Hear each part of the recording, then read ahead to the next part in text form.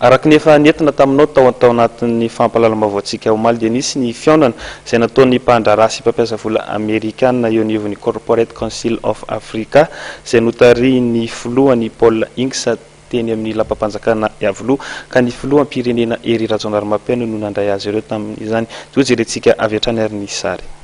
Firenena efa maro toerana i Madagasikara, marika izany ny nataverina azy indray ao anatin'ny vondrona iraisam-pirenena ny tsenan'ny AGOA na ihany koa anivon'ny tahirim-bola iraisam-pirenena.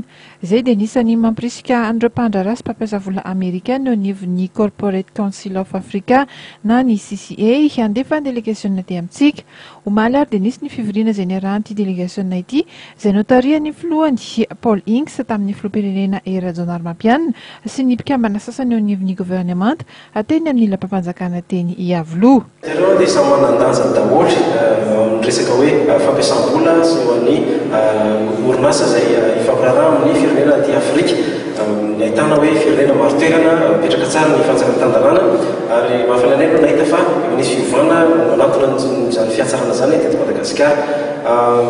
Azoko antoka fa rehefa mivelany États-Unis zay manao tatitra amin'ireo mpiara-miasa sy ny orinasa izay nanerika anay dia tsy hoe lamena izay dia hitomba ny isan'ny orinasa Amerikanina izay oliana ny Madagasikara, maro hitomba ny isan'ny olona ho avy antsika mankaty ary betsaka ny fifampirarana ara-barotra eo amin'ny orinasa Amerikanina sy ny mponina sy ny fitondrana malagasy. Sehatra maro no mahaliana an'ireto mpampiasa vola ireto dia ny fambolena sy ny fiompiana, ny angovo, ny fotodrafitrasa sy ny teknôlôjia. Raha nambaran'ny Paul Inks ihany dia anisan'ireo mahasarika azy ireo ihany koa lafin'ny fitrandrahana ny solika. Aorian'ny fandalovan'ity delegasiona ity hoy izy dia tsy maintsy mbola hisy ny delegasiona hafa hanatanteraka ireo tetikasa isan-karazany.